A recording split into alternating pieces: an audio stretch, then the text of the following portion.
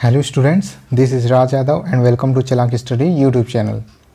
तो जैसा कि आपको पता है कि हम लोग एनसीईआरटी की सीरीज़ यहाँ पर चला रहे हैं, जिसमें एनसीईआरटी हिस्ट्री क्लास 8 का चैप्टर 9 आज हम लोग पढ़ने वाले हैं। इससे पहले हम लोगों ने चैप्टर 1 से 8 तक कंप्लीट कर लिया है और उससे पहले हम लोगों ने क्लास 6 और 7 का एनसीईआरटी हिस्ट्री कंप्लीट कर चुका है। तो अगर आप लोगों ने 6 और 7 का हिस्ट्री एनसीईआरटी नहीं पढ़ा है तो आप लोग इस चैनल के प्लेलिस्ट में जाकर एनसीईआरटी हिस्ट्री क्लास 7, क्लास 8 और क्लास 9 का अलग अलग प्लेलिस्ट देख सकते हैं। ठीक है, तो आज है चैप्टर 9। आज का टॉपिक है राष्ट्रीय आंदोलन का संगठन 1870 के दशक से लेकर के 1847 तक। ठीक है, तो ये है आज हमारा विषय और आइए अपने चैप्टर को स्टार्ट कर लेते हैं। लेकिन उससे पहले अगर आप लोगों ने इस चैनल को अभी तक सब्सक्राइब नहीं किया है तो सबसे पहले चैनल को सब्सक्राइब कर लें, क्योंकि इसी तरह के जो भी मैं नए वीडियो अपलोड करूंगा तो तुरंत आप तक नोटिफिकेशन पहुंच जाए। ठीक है, इसके अलावा अगर वीडियो पसंद आती है तो एक लाइक और शेयर ज़रूर कर दीजिएगा और अगर आपकी कोई क्वेरी होती है तो उसको कमेंट बॉक्स में ज़रूर कमेंट कीजिएगा। तो चलिए स्टार्ट करते हैं अपना चैप्टर 9। चैप्टर 9 है राष्ट्रीय आंदोलन का संगठन 1870 के दशक से 1847 तक। पिछले अध्यायों में हम निम्नलिखित अध्ययन कर चुके हैं। निम्न बिंदुओं का अध्ययन हम लोग कर चुके हैं, जैसे कि भारतीय भूक्षेत्र पर अंग्रेजों का कब्जा और रियासतों का अधिग्रहण। तो अंग्रेजों का कब्जा और रियासतों का अधिग्रहण हम लोग पढ़ चुके हैं। नए कानूनों और प्रशासकीय संस्थाओं की शुरुआत, किसानों और आदिवासियों की ज़िंदगी में बदलाव, 19वीं सदी में आए शैक्षणिक बदलाव, उसके अलावा महिलाओं की स्थिति से संबंधित वाद विवाद, जातीय व्यवस्था को चुनौतियाँ, सामाजिक एवं धार्मिक सुधार, 1857 का विद्रोह और उसके बाद की स्थिति, हस्तकलाओं का पतन और उद्योगों का विकास। तो इन सब के बारे में हम लोग पहले के चैप्टर्स में पढ़ चुके हैं। यहाँ पर एक चित्र दिया गया है, बहुत ही जाना माना एक महत्वपूर्ण चित्र है ये, जिसका कैप्शन है भारत छोड़ो आंदोलन के दौरान प्रदर्शनकारियों पर आंसू गैस के गोले छोड़ती पुलिस। तो भारत छोड़ो आंदोलन के दौरान जो है जनता पर, प्रदर्शन करती हुई जनता पर आंसू गैस के जो गोले दागे जा रहे हैं। चलिए यहाँ से हमारा मेन टॉपिक स्टार्ट होता है, राष्ट्रवाद का उदय। उपरोक्त बदलावों ने लोगों को एक अहम सवाल के बारे में सोचने के लिए विवश कर दिया था। यह देश क्या है और किसके लिए है? इसका जवाब धीरे धीरे इस रूप में सामने आया कि भारत का मतलब है यहाँ की जनता, भारत, यहाँ रहने वाले किसी भी वर्ग, रंग, जाति, पंथ, भाषा या जेंडर वाले तमाम लोगों का घर है। यह देश और इसके सारे संसाधन और इसकी सारी व्यवस्था उन सभी के लिए है। इस जवाब के साथ ये एहसास भी सामने आया कि अंग्रेज भारत के संसाधनों व यहाँ के लोगों की ज़िंदगी पर कब्जा जमाए हुए हैं और जब तक यह नियंत्रण खत्म नहीं होता भारत यहाँ के लोगों का, भारतीयों का नहीं हो सकता। यानी कि अंग्रेजों का जो प्रभुत्व है वो सबसे पहले समाप्त करना होगा भारत से। यह चेतना 1850 के बाद बने राजनीतिक संगठनों में साफ दिखाई देने लगी थी। 1870 और 1880 के दशकों में बने राजनीतिक संगठनों में यह चेतना और गहरी हो चुकी थी ये चेतना जो है कि अंग्रेजों को भारत से भगाना है। इनमें से ज़्यादातर संगठनों की बागडोर वकील आदि अंग्रेजी शिक्षित पेशेवरों के हाथ में थी। तो उस समय की जो अगुवाई करने वाले लोग थे वो शिक्षित लोग थे। ठीक है, पुनः सार्वजनिक सभा, इंडियन एसोसिएशन, मद्रास महाजन सभा, बॉम्बे रेजिडेंस एसोसिएशन और भारतीय राष्ट्रीय कांग्रेस आदि इस तरह के प्रमुख संगठन थे। पुनः सार्वजनिक सभा नाम को गौर से देखिए। सार्वजनिक का मतलब होता है सब लोगों का या सबके लिए। सर्व यानी कि सभी, जनिक यानी लोगों। हालांकि इसके बहुत सारे संगठन देश के खास हिस्सों में काम कर रहे थे, लेकिन वे अपने लक्ष्यों को भारत के सभी लोगों को लक्ष्य बनाते थे। उनके मुताबिक जो है उनके लक्ष्य किसी खास इलाके, समुदाय या वर्ग के लक्ष्य नहीं होते थे। वे इस सोच के साथ काम करते थे कि लोग संप्रभु हों। अब संप्रभु क्या होता है? यहाँ पर संप्रभु का मतलब दिया गया है कि बाहरी हस्तक्षेप के बिना स्वतंत्र रूप से कदम उठाने की जो क्षमता होती है उसको संप्रभु कहते हैं। यानी कि जो स्वतंत्र रूप से कोई भी काम करने के लिए कदम उठाना, उसके लिए जो बाहरी हस्तक्षेप न किया जाए, उसके लिए बाहर से कोई हस्तक्षेप न हो, उसको संप्रभु कहा जाता है। संप्रभुता एक आधुनिक विचार और राष्ट्रवाद का बुनियादी तत्व होता है। ये संगठन इस धारणा से चलता है कि भारतीय जनता को अपने मामलों के बारे में फैसले लेने की आज़ादी होनी चाहिए। यानी कि भारत जो है संप्रभु होना चाहिए। भारत के आंतरिक मामलों में कोई भी बाहरी लोग हस्तक्षेप न कर सकें। अब 1870 से 1880 के दशक में ब्रिटिश शासन के प्रति असंतोष और ज़्यादा गहरा हुआ। 1878 में आर्म्स एक्ट पारित किया गया, जिसके जरिए भारतीयों द्वारा अपने पास हथियार रखने का अधिकार छीन लिया गया। उसी साल वर्नाक्यूलर प्रेस एक्ट भी पारित हुआ। तो ये वर्नाक्यूलर प्रेस एक्ट जो है इसको भी याद रखिएगा, जिससे सरकार की आलोचना करने वालों को चुप कराया जा सके, यानी कि सरकार की आलोचना नहीं की जा सकती थी किसी भी प्रेस में। इस कानून में प्रावधान था कि अगर किसी अखबार में कोई आपत्तिजनक चीज छपती है तो सरकार उसकी प्रिंटिंग प्रेस सहित सारी संपत्ति को जब्त कर लेगी। 1883 में सरकार ने इल्बर्ट बिल लागू करने का प्रयास किया। इसको भी लेकर काफ़ी हंगामा हुआ। इस विधेयक में प्रावधान किया गया था कि भारतीय न्यायाधीश भी ब्रिटिश या यूरोपीय व्यक्तियों पर मुकदमे चला सकते हैं। यानी इस विधेयक में यह प्रावधान किया गया था कि भारतीय न्यायाधीश भी ब्रिटिश या यूरोपीय व्यक्तियों पर मुकदमा चला सकते हैं, ताकि भारत में काम करने वाले अंग्रेज और भारतीय न्यायाधीशों के बीच समानता स्थापित की जा सके। जब अंग्रेजों के विरोध की वजह से सरकार ने यह विधेयक वापस ले लिया तो भारतीयों ने इस बात पर काफ़ी विरोध किया। इस घटना से भारत में अंग्रेजों के असली रवैये का पता चलता था कि वो यहाँ के लोगों के साथ बराबरी का जो दिखावा करते थे, उस बात का पता चल गया कि वहाँ के लोग सिर्फ ये दिखावा करते थे कि हम भारत का कल्याण करने आए हैं। ठीक है, उनका तो यही कहना था कि हम भारत का और यहाँ के लोगों का कल्याण करने आए हैं, लेकिन इससे वो साफ झलकता था ये कि वो भारत के लोगों के साथ किस तरह से बर्ताव करते थे, क्योंकि वो चाहते ही नहीं थे कि भारत के लोग और अंग्रेज एक बराबर एक ही तराजू में तौले जा सकें।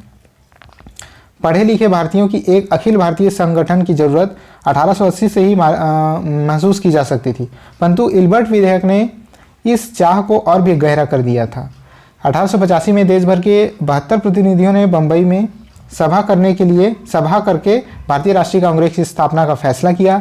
संगठन के प्रारंभिक नेता दादा भाई नौरोजी, फिरोज शाह मेहता, बदरुद्दीन तैयब जी, WC बनर्जी, सुरेंद्र नाथ बनर्जी, रोमेश चंद्र दत्त, S सुब्रमण्यम अय्यर एवं अन्य प्रायः बंबई और कलकत्ता के ही थे।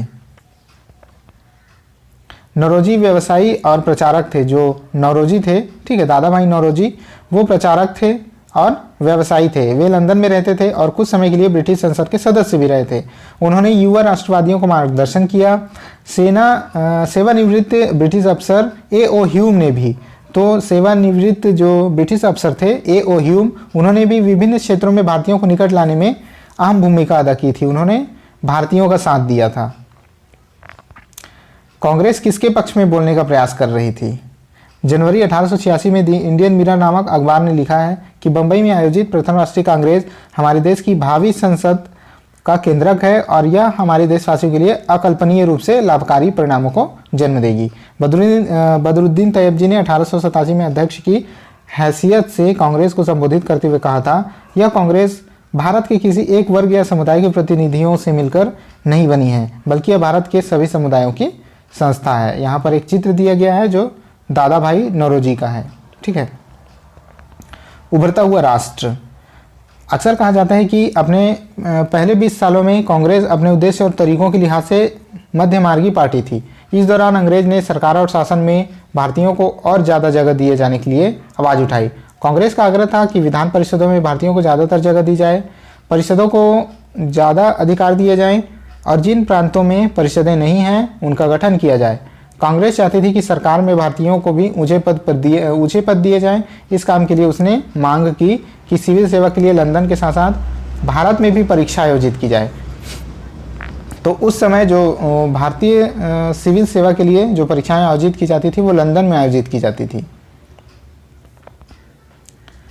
शासन व्यवस्था के भारतीयकरण, शासन व्यवस्था के भारतीयकरण की मांग नस्लवाद के खिलाफ चल रहे आंदोलन का एक हिस्सा थी, क्योंकि जब तक ज़्यादातर महत्वपूर्ण नौकरियों पर गोरे अफसरों का ही कब्जा था, उस समय गोरे अफसरों का कब्जा था, जो महत्वपूर्ण नौकरियां थी उस पर अंग्रेज आमतौर पर यह मानकर चलते थे कि भारतीयों को जिम्मेदारी भरे पद नहीं दिए जा सकते, क्योंकि अंग्रेज अफसर अपने भारी भरकम वेतन का एक बड़ा हिस्सा ब्रिटेन भेज देते थे।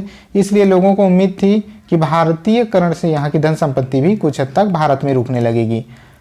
भारतीयों की मांग थी कि न्यायपालिका को कार्यपालिका से अलग किया जा सके, आर्म्स एक्ट को निरस्त किया जाए और अभिव्यक्ति व बोलने की स्वतंत्रता दी जाए। शुरुआती सालों में कांग्रेस ने कई आर्थिक मुद्दे भी उठाए। उसका कहना था कि भारत में ब्रिटिश शासन की वजह से गरीबी और अकाल पड़ रहे हैं।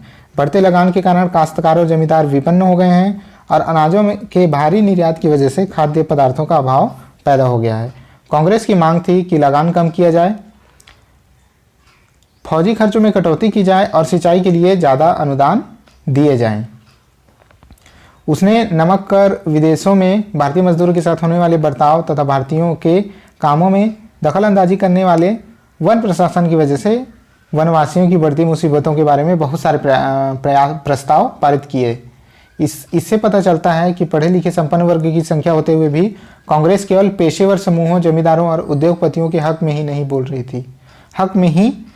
रही थी। मध्यम वर्गीय नेता जनता को ब्रिटिश शासन के अन्यायपूर्ण चरित्र से अवगत कराना चाहते थे। उन्होंने अखबार निकाले, लेख लिखे और यह साबित करने का प्रयास किया कि ब्रिटिश शासन देश को आर्थिक तबाही की ओर ले जा रहा था। उन्होंने अपने भाषणों में ब्रिटिश शासन की निंदा की और जनमत निर्माण के लिए देश के विभिन्न भागों में अपने प्रतिनिधि भेजे।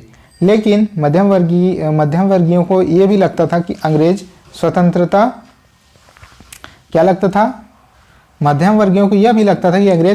व न्याय के आदर्शों का सम्मान करते हैं, इसलिए वे भारतीयों की न्याय संगत मांगों को स्वीकार कर लेते। लिहाजा कांग्रेस का मानना था कि सरकार को भारतीयों की भावना से अवगत कराया जाना चाहिए। अब है स्वतंत्रता हमारा जन्मसिद्ध अधिकार है। 1890 के दशक तक बहुत सारे लोग कांग्रेस के राजनीतिक तौर तरीकों पर सवाल खड़ा करने लगे थे। बंगाल, पंजाब, महाराष्ट्र में विपिन चंद्र पाल, बाल गंगाधर तिलक और लाला लाजपत राय जैसे नेता ज़्यादा आमूल परिवर्तनवादी उद्देश्य और पद्धतियों के अनुरूप काम करने लगे थे। उन्होंने निवेदन की राजनीति के लिए नरमपंथियों की आलोचना की और आत्मनिर्भरता तथा रचनात्मक कामों के महत्व पर जोर दिया। उनका कहना था कि लोगों को सरकार के नेक इरादों पर नहीं बल्कि उसकी अपनी ताकत पर भरोसा करना चाहिए। यानी कि सरकार के नेक इरादों पर भरोसा नहीं करना चाहिए बल्कि अपनी ताकत पर भरोसा करना चाहिए। लोगों को स्वराज के लिए लड़ना चाहिए। तिलक ने नारा दिया, स्वराज्य मेरा जन्मसिद्ध अधिकार है और मैं इसे लेकर रहूँगा। तो ये कथन हम लोग बचपन से सुनते आ रहे हैं कि बाल गंगाधर तिलक ने ये नारा दिया था कि स्वराज्य मेरा जन्मसिद्ध अधिकार है और मैं इसे लेकर रहूँगा। 1905 में वायसराय कर्जन ने बंगाल का विभाजन कर दिया। 1905 की बहुत बड़ी घटना एक थी कि जो उस समय के वायसराय थे कर्जन, लॉर्ड कर्जन, तो उसने क्या किया था, बंगाल का विभाजन कर दिया। उस वक्त बंगाल ब्रिटिश भारत का सबसे बड़ा प्रांत था। बिहार और उड़ीसा के कुछ भाग भी उस समय बंगाल का हिस्सा थे। अंग्रेजों का कहना था कि प्रशासकीय सुविधा को ध्यान में रखते हुए बंगाल का बंटवारा करना जरूरी था, परंतु इस प्रशासकीय सुविधा का मतलब क्या था, इससे किसको सुविधा मिलने वाली थी? जाहिर है कि इसका ताल्लुक अंग्रेज अफसरों और व्यापारियों के फायदे से था। लेकिन सरकार ने गैर बंगाली इलाकों को अलग करने की बजाय उसके पूर्वी भागों को अलग करके असम में मिला दिया। पूर्वी बंगाल को अलग करने के पीछे अंग्रेजों का मुख्य उद्देश्य ये रहा होगा कि बंगाली राजनेताओं के प्रभाव पर अंकुश लगाया जाए और बंगाली जनता को बांट दिया जाए। बंगाल के विभाजन से देश भर में गुस्से की लहर फैल गई। मध्यम वर्गीय और आमूल परिवर्तनवादी जो है और उसके अलावा कांग्रेस के सभी धड़ों ने इसका विरोध किया, सभी ने इसका विरोध किया। विशाल जनसभाओं का आयोजन किया गया और जुलूस निकाले गए। जन प्रतिरोध के नए नए रास्ते ढूंढे गए। इसे जो संघर्ष उपजा उसे स्वदेशी आंदोलन के नाम से जाना जाता है। यह आंदोलन बंगाल में सबसे ताकतवर था, परंतु अन्य इलाकों में भी इसकी भारी गूंज सुनाई दी। उदाहरण के लिए आंध्र के डेल्टा इलाकों में इसे वंदे मातरम आंदोलन के नाम से जाना जाता था। स्वदेशी आंदोलन ने ब्रिटिश शासन का विरोध किया और स्वयं सहायता, स्वदेशी उद्यमों, राष्ट्रीय शिक्षा, भारतीय भाषा के उपयोग को बढ़ावा दिया। स्वराज के लिए आमूल परिवर्तनवादी ने जनता को लामबंद करने और ब्रिटिश संस्थाओं व वस्तुओं के बहिष्कार पर जोर दिया। कुछ लोग ब्रिटिश शासन को उखाड़ फेंकने के लिए क्रांतिकारी हिंसा के समर्थक थे। 20वीं शताब्दी के प्रारंभिक दशकों में कई दूसरी महत्वपूर्ण घटनाएं भी घटी। 1906 में मुसलमान जमींदारों और नवाबों के एक समूह ने ढाका में ऑल इंडिया मुस्लिम लीग का गठन किया। लीग ने बंगाल विभाजन का समर्थन किया। लीग की मांग थी कि मुसलमानों के लिए अलग निर्वाचिका की व्यवस्था की जाए। 1909 में सरकार ने यह मांग मान ली। अब परिषदों में कुछ सीटें मुसलमान उम्मीदवारों के लिए आरक्षित कर दी गई, जिन्हें मुस्लिम मतदाताओं द्वारा ही चुनकर भेजा जाना था। इससे राजनेता में अपने धार्मिक समुदाय के लोगों को अपना राजनीतिक समर्थन बनाने का लालच पैदा हो गया। 1907 में कांग्रेस टूट गई। मध्यम वर्गीय धड़ा बहिष्कार की राजनीति के विरुद्ध था। इन लोगों का मानना था कि इसके लिए बल प्रयोग की आवश्यकता होती है, जो सही नहीं है। संगठन टूटने के बाद कांग्रेस पर मध्य मार्गी का दबदबा बन गया, जबकि तिलक के अनुयायी बाहर से काम करने लगे। दिसंबर 1915 में दोनों क़ौमों में एक बार फिर से एकता स्थापित हुई। अगले साल कांग्रेस और मुस्लिम लीग के बीच ऐतिहासिक लखनऊ समझौते पर दस्तखत हुए।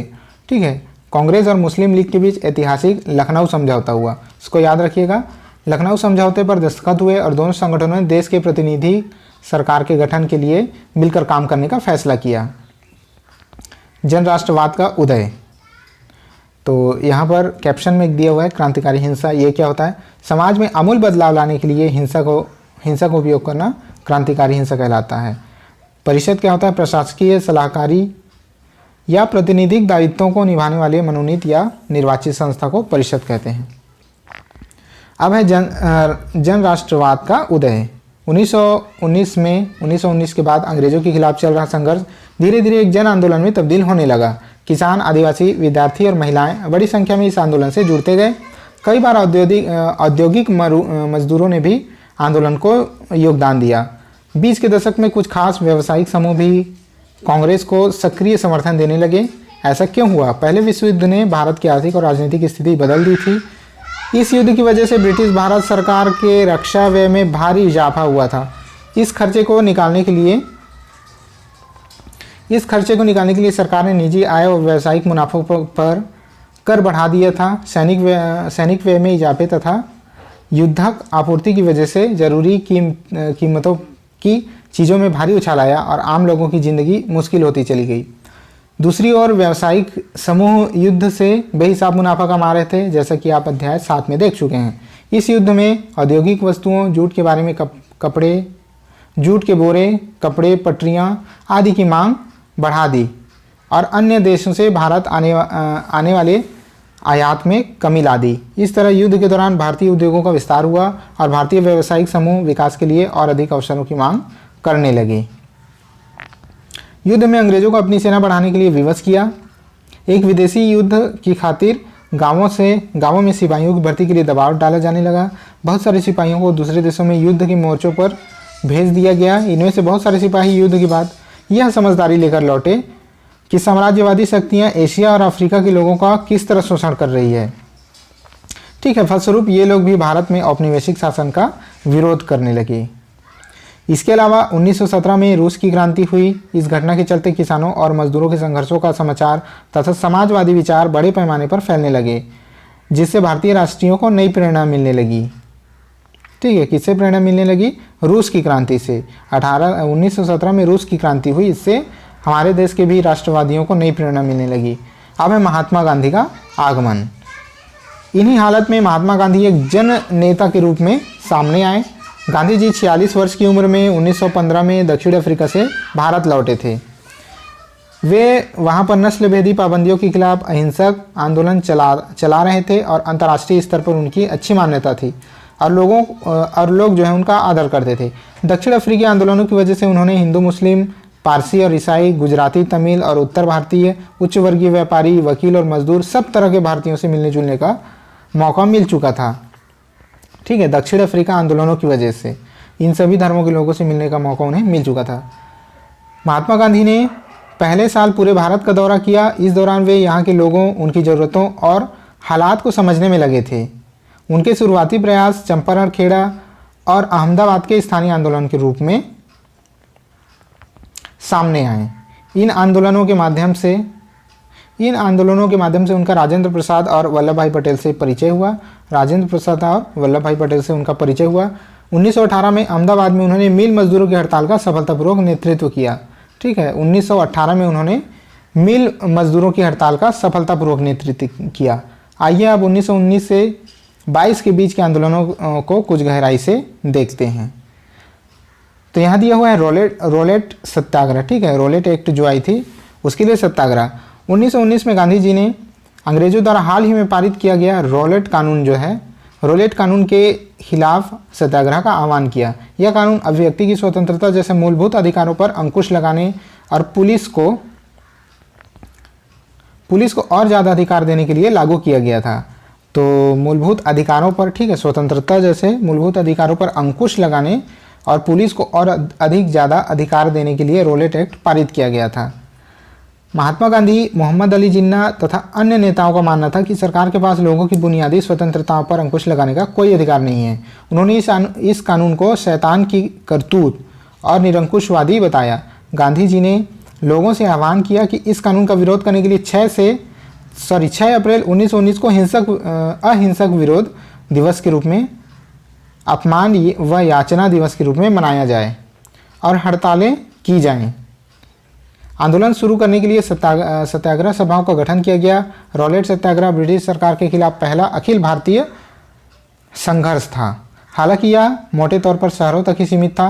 अप्रैल 1919 में पूरे देश में जगह जगह जुलूस निकाले गए और हड़तालों का आयोजन किया गया। सरकार ने इन आंदोलनों को कुचलने के लिए दमनकारी रास्ता अपनाया। वैसाखी के दिन अमृतसर में जनरल डायर द्वारा जलियांवाला बाग में किया गया हत्याकांड इसी दमन का हिस्सा था। ठीक है, तो जलियांवाला बाग हत्याकांड जो है वैसाखी 13 अप्रैल वैसाखी के दिन अमृतसर में जनरल डायर द्वारा किया गया था। इसको भी याद रखिएगा। इस जनसंहार पर रविंद्रनाथ टैगोर ने अपनी पीड़ा और गुस्सा जताते हुए नाइटहुड की उपाधि वापस लौटा दी। तो रविंद्रनाथ टैगोर को नाइटहुड की उपाधि दी गई थी, जिसे उन्होंने वापस लौटा दिया था।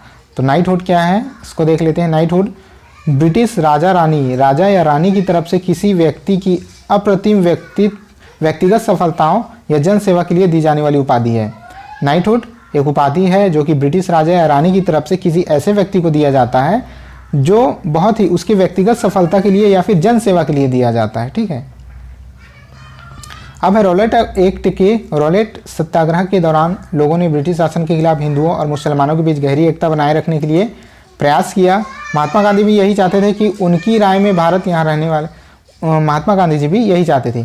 उनकी राय में भारत यहाँ रहने वाले सभी लोगों यानी हिंदू, मुसलमानों और अन्य धर्मों के लोगों का देश है। उनकी गहरी आकांक्षा थी कि हिंदू और मुसलमान किसी भी न्यायपूर्ण उद्देश्य के लिए एक दूसरे का समर्थन करें। अब है खिलाफत आंदोलन और असहयोग आंदोलन। खिलाफत का मुद्दा इसी तरह का एक ज्वलंत मुद्दा था। 1920 में अंग्रेजों ने तुर्की के सुल्तान खलीफा पर बहुत सख्त संधि थोप दी थी। अंग्रेजों ने तुर्की के सुल्तान खलीफा, ठीक है, तुर्की के सुल्तान पर बहुत सख्त संधि थोप दी थी। जलियांवाला बाग हत्याकांड की तरह इस घटना पर भी भारत के लोगों में भारी गुस्सा था। भारतीय मुसलमान यह चाहते थे कि पुराने ऑटोमन साम्राज्य में स्थित पवित्र मुस्लिम स्थानों पर खलीफा का नियंत्रण बना रहना चाहिए। खिलाफत आंदोलन के नेता मोहम्मद अली और शौकत अली अब एक सर्वव्यापी असहयोग आंदोलन शुरू करना चाहते थे। गांधी जी ने उनके आह्वान का समर्थन किया और कांग्रेस से आग्रह किया कि वह पंजाब में हुए अत्याचारों यानी कि जलियांवाला हत्याकांड और खिलाफत के मामले में हुए अत्याचार के विरुद्ध मिलकर अभियान चलाएं और स्वराज्य की मांग करें। 1921 से 22 के दौरान असहयोग आंदोलन को और गति मिली। हजारों विद्यार्थियों ने सरकारी स्कूल और कॉलेज छोड़ दिए। मोतीलाल नेहरू, C.R. दास, C. राजगोपालाचारी और आसफ अली जैसे बहुत सारे वकीलों ने वकालत छोड़ दी। अंग्रेजों द्वारा दी गई उपाधियों को वापस लौटा दिया गया। विधानमंडलों का बहिष्कार किया गया। जगह जगह लोगों ने विदेशी कपड़ों की होली जलाई। 1920 से 22 के बीच विदेशी कपड़ों के आयात में भारी गिरावट आई, परंतु यह तो आने वाली तूफान की सिर्फ एक झलक थी। देश के ज़्यादातर हिस्से एक भारी विद्रोह के मुहाने पर खड़े थे। लोगों की पहलकदमी। कई जगहों पर लोगों ने ब्रिटिश शासन का अहिंसक विरोध किया, लेकिन कई स्थानों पर विभिन्न वर्गों और समूहों ने गांधी जी के आह्वान के अपने हिसाब से अर्थ निकाले और इस तरह के रास्ते अपनाए जो गांधी जी के विचारों से मेल नहीं खाते थे। तो गांधी जी का जो आह्वान था उसको लोगों ने अपने से उसका कुछ मतलब निकाल के कुछ ऐसे रास्ते अपनाए जो गांधी जी जिसको पसंद नहीं करते थे या गांधी जी के विचारों के खिलाफ थे। सभी जगह लोगों ने अपने आंदोलन को स्थानीय मुद्दों के साथ जोड़कर आगे बढ़ाया। आइए ऐसे कुछ उदाहरणों पर विचार करें। खेड़ा गुजरात में पाटीदार किसानों ने अंग्रेजों द्वारा थोप दिए गए भारी लगान के खिलाफ अहिंसक अभियान चलाए। तटीय आंध्र प्रदेश और तमिलनाडु के भीतरी भागों में शराब की दुकानों की घेरेबंदी की गई। आंध्र प्रदेश के गुंटूर जिले में आदिवासी और गरीब किसानों ने बहुत सारे वन सत्याग्रह किए। इन आंदोलनों में कई बार वे चराई शुल्क अदा किए बिना भी अपने जानवरों को जंगल में छोड़ देते थे। उनका विरोध इसलिए था क्योंकि औपनिवेशिक सरकार वे वन संसाधनों पर उनके अधिकार को बहुत सीमित कर दिया था। उन्हें यकीन था कि गांधी जी उन पर लगे कर कम करा देंगे और वन कानूनों को खत्म करा देंगे। बहुत सारे वन गांवों में किसानों ने स्वराज का ऐलान कर दिया, क्योंकि उन्हें उम्मीद थी कि गांधी राज जल्दी ही स्थापित होने वाली है। सिंध, जो कि मौजूदा पाकिस्तान में है, वे मुस्लिम व्यापारी और किसान सिंध में मुस्लिम व्यापारी और किसान खिलाफत के आह्वान पर बहुत उत्साहित थे। बंगाल में भी खिलाफत असहयोग के गठबंधन में जबरदस्त सांप्रदायिक एकता को जन्म दिया और राष्ट्रीय आंदोलन को नई ताकत प्रदान की।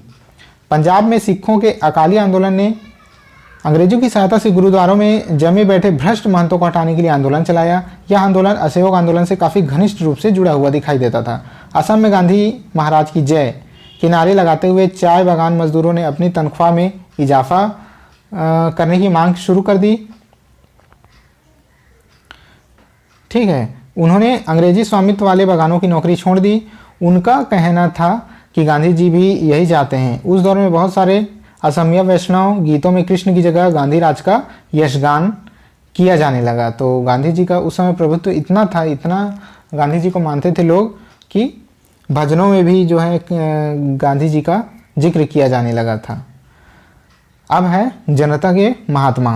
इन उदाहरणों के आधार पर हम देख सकते हैं कि कई जगह के लोग गांधी जी को एक तरह से मसीहा, एक ऐसा व्यक्ति मानने लगे थे जो उन्हें मुसीबतों और गरीबी से छुटकारा दिला सकती है। गांधी जी वर्गीय टकरावों की बजाय वर्गीय एकता के समर्थन में थे, परंतु किसानों को लगता था कि गांधी जी जमींदारों के खिलाफ उनके संघर्ष में मदद देंगे। खेती और मजदूरों को यकीन था कि गांधी जी उन्हें जमीन दिला देंगे। कई बार आम लोगों ने खुद अपनी उपलब्धियों के लिए गांधी जी को श्रेय दिया। उदाहरण के लिए एक शक्तिशाली आंदोलन के बाद संयुक्त प्रांत यानी वर्तमान उत्तर प्रदेश जो है स्थित प्रतापगढ़ के किसानों ने पट्टेदारों की गैरकानूनी बेदखली को रुकवाने में सफलता पा ली थी, परंतु उन्हें लगता था कि यह सफलता उन्हें गांधी जी की वजह से मिली है। कई बार गांधी जी का नाम लेकर आदिवासियों और किसानों ने ऐसी कार्यवाहियां भी की जो गांधीवादी आदर्शों के अनुरूप नहीं था।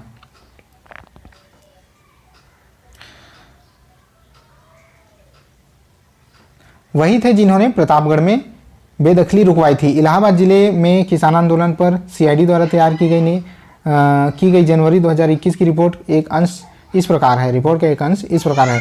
दूर दराज के गांवों में भी गांधी जी के नाम का सिक्का जितना चलने लगा है उसे देखकर अचंभा होता था।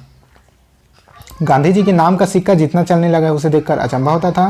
किसी को भी पता नहीं है कि वह कौन है, क्या है, फिर भी सबने मान लिया कि वे जो कहते हैं सही है और उनका जो भी आदेश है वह पूरा होना चाहिए। वह एक महात्मा या साधु, एक पंडित, इलाहाबाद के एक ब्राह्मण, यहाँ तक कि एक देवता हैं। उनके नाम की असली ताकत का अंदाजा इस बात से लगाया जा सकता है कि प्रतापगढ़ के लोग मानते हैं कि उन्होंने ही बेदखली रुकवाई थी। आमतौर पर गांधी जी को लोग सरकार का विरोधी नहीं मानते, बल्कि केवल जमींदारों का विरोधी मानते हैं। हम गांधी जी और सरकार के पक्ष में हैं। तो ये जो है अभी हमारे जो चैप्टर का मिडिल यहाँ तक पहुँच चुका है। तो आज की क्लास यहीं पर रोकते हैं। ठीक है, ये वीडियो काफ़ी लंबी हो जाएगी, इस वजह से इसको 2 पार्ट में लेकर आते हैं। इस चैप्टर 9 को हम लोग 2 पार्ट में लेकर आते हैं। आज जहाँ पर हम समाप्त किए हैं, कल का चैप्टर हम लोग यहीं से स्टार्ट करेंगे, कल का वीडियो। ठीक है, तो आज जो है हमारा चैप्टर 9 जो है हम लोग यहीं पर समाप्त करते हैं। तो इसकी वीडियो 2 पार्ट में बन जाएगी, एक आज और एक कल। ठीक है, तो नेक्स्ट ये वीडियो आज का अधूरा है, इसको कल के वीडियो के साथ इसको कंबाइन कर लीजिएगा।